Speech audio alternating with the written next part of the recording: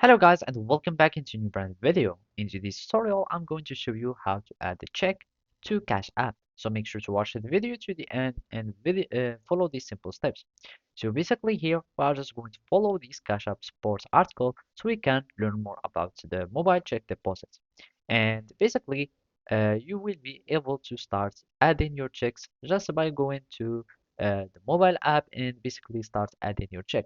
But you will need just to have more or to be aware of the accepted checks here on Cash App. And basically, the only eligible checks that are accepted are the paychecks, personal checks, cashiers checks, and government issued checks.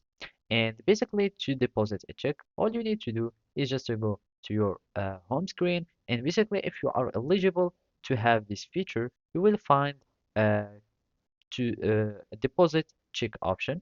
So basically, here in the money action, you will find the paychecks or deposit your checks.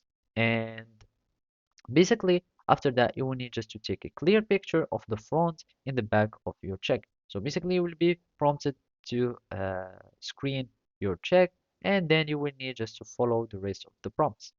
And basically, make sure that your check have these conditions.